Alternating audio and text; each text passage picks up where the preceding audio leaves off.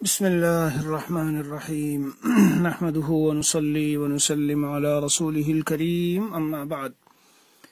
میرے عزیزوں اور بھائیوں، آج کوئی اپنا بیان نہیں بلکہ حضرت شیخ الاسلام حضرت مفتی تقی عثمانی حفظہ اللہ ورعاہ وادام اللہ ظلہ علی الامت الاسلامیہ بالامن والعافیت والسلامہ، ان کے خطبات ہیں، بہت اچھے ہوتے ہیں، وقتاً فوقتاً ہم لوگ دیکھتے رہتے ہیں۔ تو بہرحال بعض باتیں ایسی ہے کہ جو بہت اچھی لگی، اس لیے جی چاہا ایک صورت ہے کہ ان کو اختصار سے اپنے لفظوں میں بیان کروں، مگر پھر یہ طبیعت چاہیے کہ یہ سنا ہی دی جائے، کیونکہ اس میں اللہ والوں کے جو کلمات ہوتے ہیں ان کے اندر خود ایک نور ہوتا ہے۔ تو بس آپ حضرات کو 15-20 منٹ میں وہی سناتا ہوں، انشاءاللہ ثم انشاءاللہ بہت نفع ہوگا۔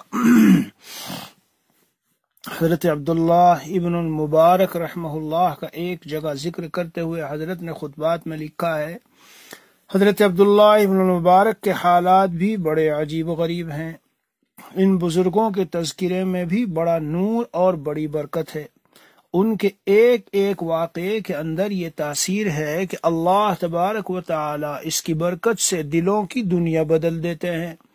شاید ان کا یہ قصہ جو ابھی میں ذکر کر رہا ہوں، فرما رہے ہیں حضرت شاہ عبدالعزیز محدث دہلوی رحمۃ اللہ علیہ نے بستان المحدثین میں ان کا یہ واقعہ نقل کیا ہے کہ ان کا ایک بہت بڑا سیب کا باغ تھا، اور جس طرح امیر کبیر لوگوں میں آزادی ہوتی ہے، اسی طرح یہ بھی آزاد منش تھے، نہ علم سے کوئی تعلق نہ دین سے کوئی تعلق، پینے پلانے والے یعنی نشے کی چیزیں شراب وغیرہ پینے پلانے والے اور گانے بجانے والے تھے۔ ایک مرتبہ جب سیب کا موسم آیا تو یہ اپنے اہل و عیال سمیت اپنے باغ ہی میں منتقل ہو گئے تاکہ وہاں سیب بھی کھائیں گے اور شہر سے باہر ایک تفریح کی فضا ہوگی۔ چنانچہ وہاں جا کر مقیم ہو گئے۔ دوست و احباب کا حلقہ بھی بڑا وسیع تھا، اس لیے وہاں پر دوستوں کو بھی بلا لیا۔ رات کو باغ کے اندر گانے بجانے کی محفل جمی اور اس محفل میں پینے پلانے کا دور بھی چلا۔ یہ خود موسیقی کے آلے رباط کے بجانے کے بہت ماہر تھے اور اعلیٰ درجے کے موسیقار تھے، یعنی آج کے زمانے میں آپ گویہ سمجھ لیجئے، گانے والا، میں اپنے الفاظ میں بتا رہا ہوں۔ اب ایک طرف پینے پلانے کا دور اور اس کا نشہ، اور دوسری طرف سے موسیقی کی تانیں، اسی نشے کے عالم میں ان کو نیند آ گئی اور وہ ساز اسی حالت میں گود میں پڑا ہوا تھا۔ جب آنکھ کھلی تو دیکھا کہ وہ ساز گود میں رکھا ہوا ہے۔ اب اٹھ کر اس کو دوبارہ بجانا شروع کیا تو وہ ساز اب بجتا ہی نہیں، اس میں سے آواز ہی نہیں آ رہی تھی۔ چونکہ خود اس کی مرمت کرنے اور درست کرنے کے ماہر بھی تھے، اس لیے اس کے تار درست کر کے مرمت کی، پھر بجانے کی کوشش کی مگر وہ پھر نہیں بجتا۔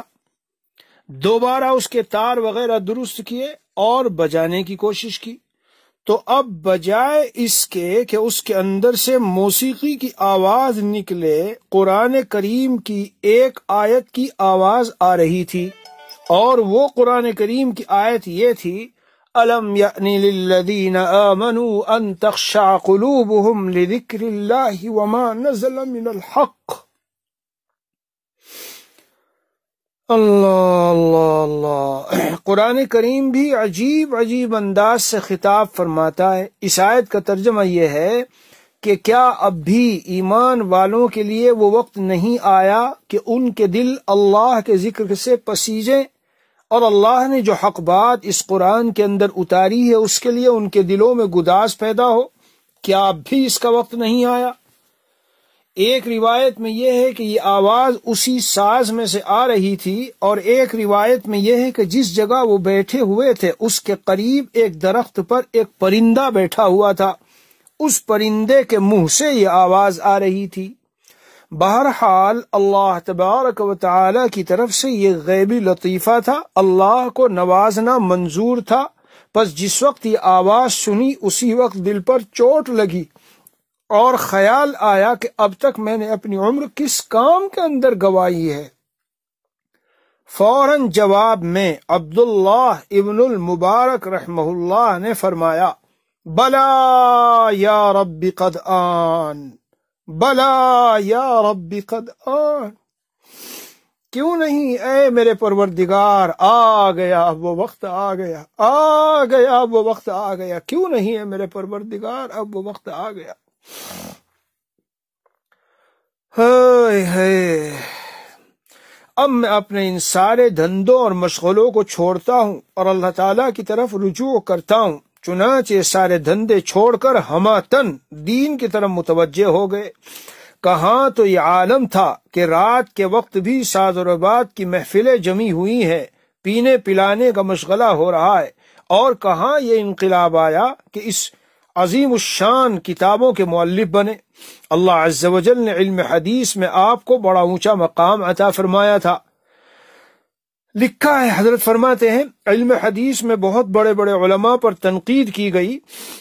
آگے دوسرا مضمون سنیے، اور پھر دنیا سے اپنے آپ کو ایسا کاٹا اور ایسے زاہد بن کر دنیا سے رخصت ہوئے کہ ان کے حالات میں لکھا ہے کہ خاندانی رئیس اور امیر کبیر آدمی تھے، اس لیے حالات میں تبدیلی کے بعد بھی ایک ایک وقت میں ان کے دسترخوان پر 10 15 قسم کے کھانے ہوتے تھے، اور کھانے کے وقت بڑا مجمع موجود ہوتا تھا، لیکن سارا مجمع کھانے میں مشغول ہوتا تھا اور یہ خود روزے سے ہوتے، اور لوگوں کو بلا بلا کر کھانے کی دعوت دیتے اور ان کی حاجتیں اور ضرورتیں پوری کرتے۔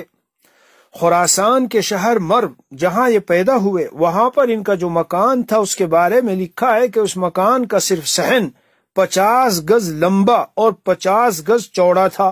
وہ پورا صحن اہل حاجت یعنی ضرورت مندوں سے بھرا رہتا تھا۔ کوئی مسئلہ پوچھنے آ رہا ہے تو کوئی علم حاصل کرنے کے لیے آ رہا ہے، کوئی اپنی ذاتی ضروریات کے لیے آ رہا ہے۔ پھر بعد میں بغداد میں جا کر آباد ہوئے تو وہاں پر اپنے لیے ایک چھوٹا سا گھر خرید لیا اور اس میں گمنامی کی زندگی بسر کرنے لگے۔ تو کسی شخص نے آپ سے پوچھا کہ حضرت، آپ اپنا عالی شان مکان چھوڑ کر یہاں بغداد میں ایک چھوٹے سے مکان میں رہنے لگے ہیں، یہاں آپ کا دل کیسے لگتا ہے؟ جواب میں فرمایا کہ الحمدللہ، یہاں میرا دل زیادہ لگتا ہے، اس لیے کہ پہلے لوگ میرے پاس بہت آیا کرتے تھے اور اب میں تنہائی کی زندگی گزارتا ہوں، بس مسجد میں جا کر نماز پڑھ لیتا ہوں اور پھر اپنے گھر چلا جاتا ہوں، اور وہاں میں ہوتا ہوں اور رسول اللہ صلی اللہ علیہ وسلم ہوتے ہیں۔ یعنی گھر میں دن رات احادیث رسول اللہ صلی اللہ علیہ وسلم کا مشغلہ ہے، میں اس میں مصروف رہتا ہوں اور یہ زندگی مجھے بہت زیادہ پسند ہے۔ ہائے ہائے ہائے ہائے، اللہ عز و جل نے دولت اور دنیا کی نعمتیں بہت دی، مگر وہی بات تھی کہ دنیا تو عطا فرمائی لیکن دل دنیا کی محبت سے خالی رکھا، دل دنیا کی محبت سے خالی رکھا۔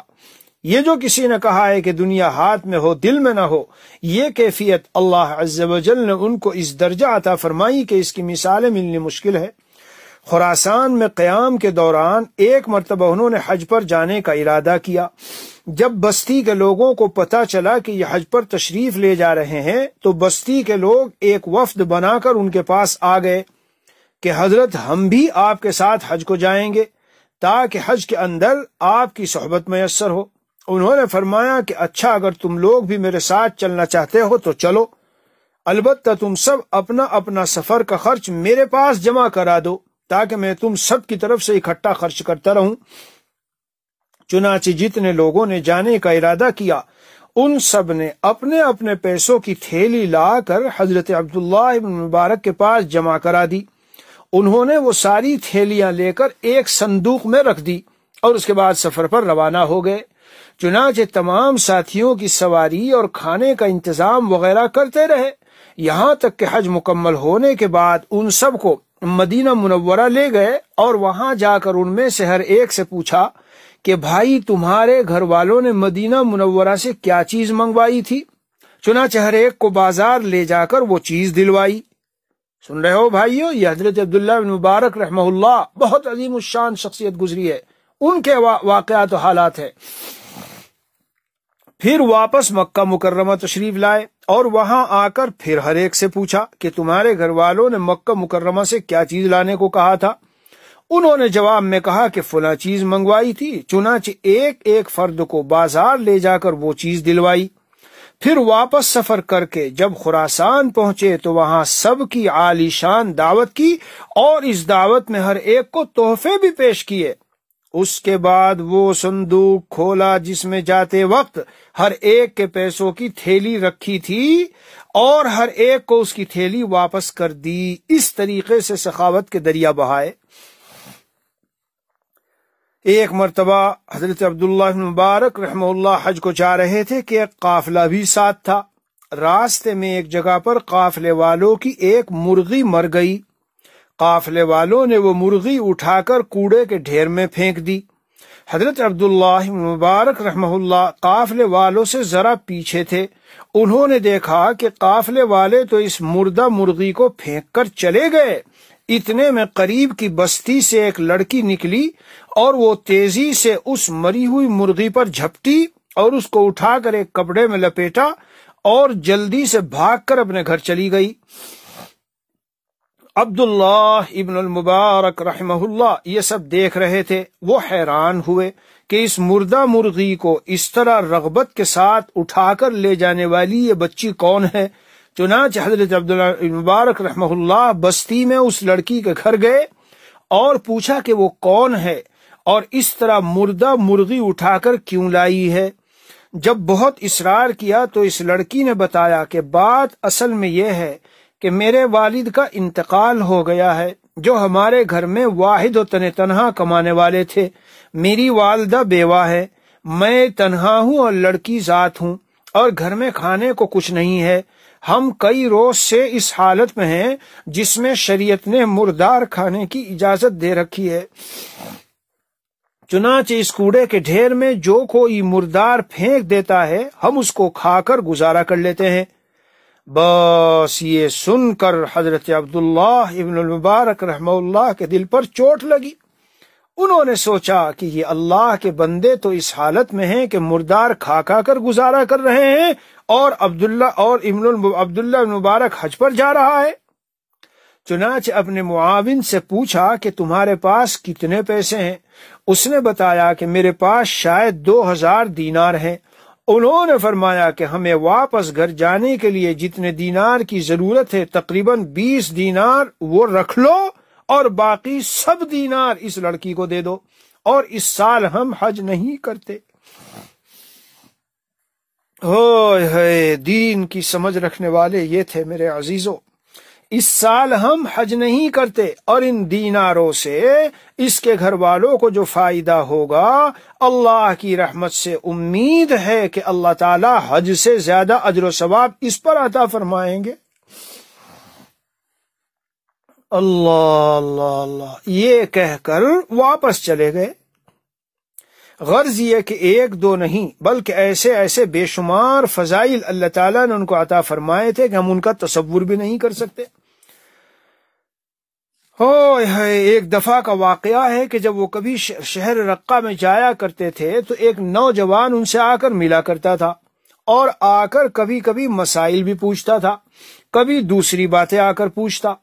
ایک مرتبہ جب شہر رقہ جانا ہوا تو وہ نوجوان نہیں آیا اور نہ اس نے آ کر ملاقات کی۔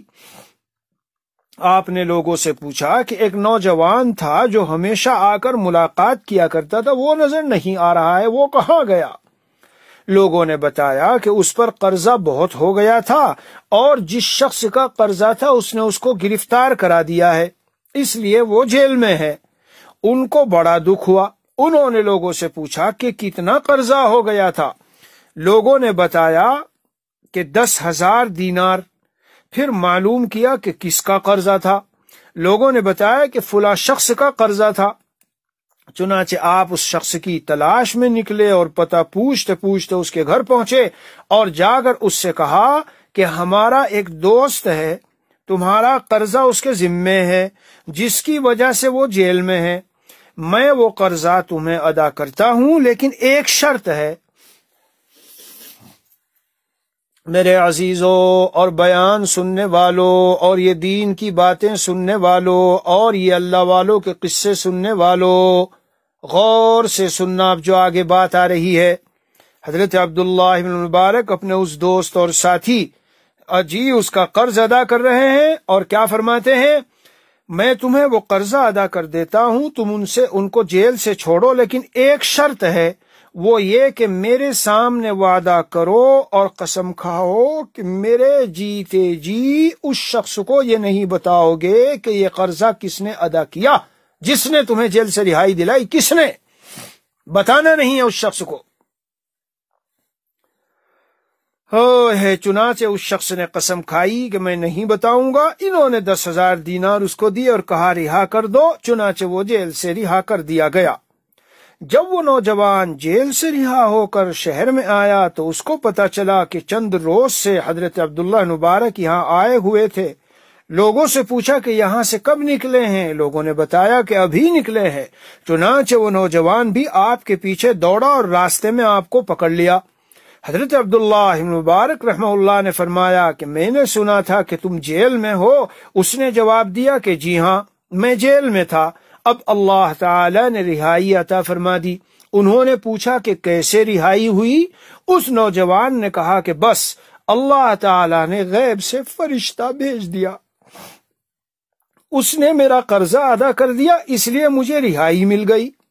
حضرت عبداللہ ابن المبارک رحمہ اللہ نے فرمایا کہ اب اللہ تعالیٰ کا اس پر شکر ادا کرو، اور میں بھی تمہارے لیے دعائیں کر رہا تھا کہ اللہ تعالیٰ تمہیں رہائی عطا فرما دے۔ وہ نوجوان بعد میں کہتے ہیں کہ ساری زندگی مجھے یہ پتہ نہ چلا کہ میرا قرضہ ادا کرنے والے عبداللہ مبارک ہیں، اس لیے کہ اس شخص نے عبداللہ مبارک کے سامنے قسم کھائی تھی کہ میں آپ کی زندگی میں اس کے بارے میں کسی کو نہیں بتاؤں گا۔ لیکن جب عبداللہ مبارک کی وفات ہو گئی، اس وقت اس شخص نے مجھے بتایا کہ تمہاری رہائی کا سبب در حقیقت عبداللہ مبارک رحمت اللہ علیہ تھے۔ میرے عزیزوں، میرے بھائیوں، یہ ہے کمال اخلاص۔ یہی عبداللہ مبارک حج پہ جاتے، 1 سال رہتے، درس حدیث دیتے، اور جہاد پہ جاتے، 1 سال جہاد پہ جاتے۔ جہاد کا میدان ہے، میں اپنی طرف سے سنا رہا ہوں، یہ کتاب میں نہیں ہے۔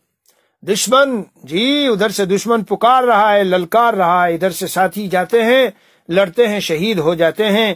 حضرت عبداللہ مبارک نے رحمہ اللہ نے اپنے چہرے پر کپڑا ڈال رکھا ہے، اپنے چہرے پر کپڑا ڈال رکھا ہے، اور کہتے ہیں ساتھیوں کو میں جا رہا ہوں، خبردار میرا نام کہیں نہیں آنا چاہیے، اور پھر اعلان کر کے ہو کوئی مقابل تو میدان میں آئے، آگے بڑھے۔ یہ ہے کمال اخلاص، اور یہی وہ چیز ہے جو اللہ کی بارگاہ میں انتہائی انسان کو مقبول بنا دیتا ہے۔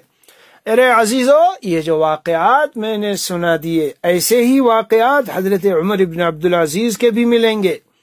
شروع کی زندگی عجیب، لیکن جب ان کو امارت و خلافت مل گئی اور امیر المومنین بنے، اور پھر زندگی کا نقشہ پلٹا، تو گئے ہیں جب بن کر گھر، تو ان کی بیوی کا بیان ہے کہ آ کے نماز میں سجدے میں چلے گئے اور روتے ہی رہے، یہاں تک کہ آنکھ کھلی تو پھر رونے لگ گئے، نیند آ گئی، اور آنکھ کھلی تو پھر رونے لگ گئے، پھر روتے روتے سو گئے۔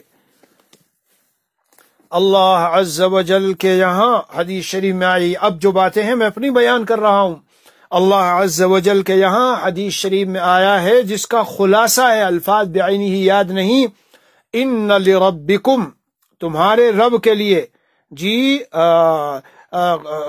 زمانے میں کچھ نفحات اور کچھ اللہ کی خاص قرب کی خوشبوئیں، ہوائیں چلتی ہیں، تم ان کو کے سامنے اپنے کو پیش کر دو، اگر ایک جھونکا اللہ کی رحمت کا تمہاری طرف جو ہوائیں چلی ہے لگ گیا تو بیڑا پار ہو جائے گا۔ اللہ یجتبی الیہ من یشاء، اللہ جسے چاہتے ہیں اپنی طرف کھینچ لیتے ہیں۔ اے دنیا کے مختلف کونوں میں بیٹھے ہوئے اور مختلف ملکوں میں بیٹھے ہوئے انسانوں اور ایمان والوں، مومنوں اور مومنات، ایمان والے بھائیوں اور بہنوں، ایک لمحے کے لیے اللہ کی رحمت سے مایوس نہ ہونا، کسی بھی حال میں ہو، بس پکارتے رہو اللہ کو، اے اللہ میری زندگی کہے میں گزر رہی ہے، کہے میں نے اپنی شعور اور جوانی کی عمر کو ختم کر دیا، غفلتوں میں، مال کی حرص اور طمع میں، دنیا کے جمع کرنے میں، دنیا کے جھمیلوں اور مشغلوں میں، فضول واہیات لغو باتوں میں، اور شب و روز میرے ایسے گزر گئے کہ اگر اس کی ریل چلا دی جائے سامنے، کہیں پتہ نہیں کیسے کیسے اعمال ہے اور کہیں کیا کیا ہے، اور کہیں زبانی گناہ ہیں، دل کے گناہ ہیں، آنکھوں کے گناہ ہیں، اعضائے بدن کے گناہ ہیں، لیکن ایک لمحے مایوس نہ ہو۔ مجدد تھانوی فرماتے ہیں جی نا امید ہو کے مت بیٹھ جاؤ، مایوس ہو کے لگائے رکھو، لو لگائے رہو، ہر دن لگائے رہو اور اللہ سے مانگتے رہو اور سعی و کوشش اور جد و جہد کرتے رہو، ہمت کرتے رہو، انشاءاللہ خدا تعالی مل جائیں گے۔ اپنی بے کسی بے بسی پیش کرو، پوری کوشش کرو، جد و جہد کرو۔ عجیب و غریب مثال حضرت شیخ الاسلام مفتی تقی صاحب نے اسی کتاب میں ایک جگہ پہ لکھی ہے آگے چل کر کہ اگر کوئی بادشاہ اور آپ وہاں پہنچے اور اس نے اعلان کیا کہ یہ سونے کا ایک پورا پہاڑ ہے، سونے کا ایک پورا ستون ہے، تم اس میں سے جتنا اور اتنے گھنٹے ہیں تمہارے تو تمہیں ہم اجازت دیتے ہیں، جتنا اس میں سے تم کاٹ سکو، نکال سکو، کھرچ سکو، لے لو، لے جاؤ، لیکن اچانک ہم تمہیں منع کر دیں گے اور پھر بالکل اجازت نہیں ہوگی، پھر یہاں سے ہٹا دیا جائے گا۔ اچانک ہم تمہیں ہٹا دیں گے یہاں سے اور منع کر دیں گے، روک دیں گے، پھر تمہیں اجازت نہیں ہوگی یہ سونا جمع کرنے کی، لیکن جب تک جی بس ہماری طرف سے اجازت ہے کرتے رہو جمع۔ مصعب فرماتے ہیں، حضرت شیخ الاسلام فرماتے ہیں کیا کوئی سستی کر کے بیٹھے گا؟ غنیمت جانے گا کہ جلدی سے جتنا ہو سکے سمیٹ لوں میں سونا، نہ معلوم کب۔ بس یہی زندگی کی مثال ہے میرے عزیزوں۔ خالی آرزوؤں سے، تمناؤں سے، چاہتوں سے بہت بیٹھے ہمارے ساتھیوں میں سے، مجھے خود میرے جن کے تعلق ہے اصلاحی تعلق، بہت بیٹھے ہیں ایسے۔ سن لے میری ان باتوں کو غور سے، جو تمناؤں اور آرزوؤں سے چاہتے ہیں کہ خدا مل جائے، خالی تمنائیں اور آرزو، خالی شوق اور جذبہ، میرے عزیزوں اس سے اللہ نہیں ملتے، آرزوؤں سے وہ نہیں ملتے، شرط ہے خون آرزو پینا۔ ہمت کر کے قدم اٹھائیے، آگے بڑھیے اور ضرب کاری لگائیے، اپنی کاہلی اور سستی اور غفلتوں پر ضرب کاری لگائیے اور پھر بڑھیے آگے۔ بہرحال لیکن مایوسی بالکل نہیں۔ فضیل ابن عیاض کا بھی تقریباً یہی واقعہ ہے، وہ بہت بڑے ڈاکو تھے، کہیں ڈاکہ ڈالنے جا رہے تھے، ایک عورت اندر تلاوت کر رہی تھی، آواز کانوں میں پڑ گئی، الم یانی للذین آمنوا ان تخشع قلوبہم لذکر اللہ وما نزل من الحق۔ غالباً کوئی تلاوت کر رہا تھا، یہ عورت تلاوت کر رہی تھی، صحیح ذہن میں نہیں، یہی آیت، مسلمانوں کا وقت نہیں آیا کہ ان کے دل پسیج جائیں اللہ کے ذکر سے، بس کہا حان ذالک الوقت یا ربی، اے اللہ وہ وقت آ گیا۔ اس لیے میرے بھائیوں مایوس نہ ہو، لجاجت سے مانگا کرو، اللہم لا تجعلنی بدعائک شقیا۔ میرے حضرت نے بھی ایک بیان میں واعظ میں یہ بات کہی ہے، اور خود دعا کا انداز جو رسول اللہ صلی اللہ علیہ وسلم نے سکھایا، آئے ہے جھوم جاتے، دل و جان جو ہے وجد میں آ جاتی ہے۔ اللہم لا تجعلنی بدعائک شقیا، میرے مولا میں آپ کو پکار رہا ہوں، مجھے آپ میری پکار میں مجھے محروم نہ کرنا، شقی نہ کرنا، سن لیجیے آپ میری پکار کو۔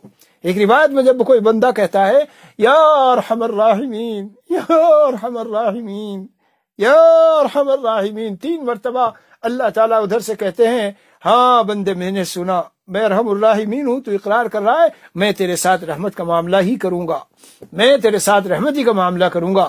ہاں تو بہرحال مایوسی نہیں ہے، حالات بدلو، اور کب معلوم نہیں کس وقت میں، اس لیے ہر لمحہ، مثلا آج بیان سنا، سب جھمیلوں سے ادھر ادھر کے تائب ہو جاؤ، گناہوں سے نہیں میں کہہ رہا ہوں، بہت سے گناہوں سے تائب ہیں، غفلتوں سے بھی، کوئی چیز کام آنے والی نہیں ہے میرے بھائی، صرف اعمال کام آئیں گے، تلاوت، ذکر و اذکار، مناجات، آہوزاری، گریہ و بکات اور دین کے لیے کی ہوئی محنتیں، یہ کام آئیں گی۔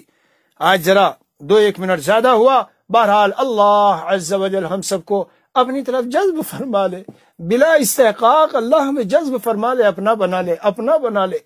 ڈھلی جا رہی ہے عمر بھائیوں، ڈھلی جا رہی ہے، ہم سمجھتے ہیں آگے جا رہے ہیں، ارے پیچھے جا رہے ہیں، جو زندگی کے ایام تھے ختم ہو رہے ہیں، ایک دن چپکے سے لوگ لے جا کے قبر کے گڈھے میں رکھ دیں گے۔ بس یہیں پر مضمون ختم۔ وصلی اللہ علی النبی الکریم وعلی آلہ واصحابہ اجمعین والحمد للہ رب العالمین۔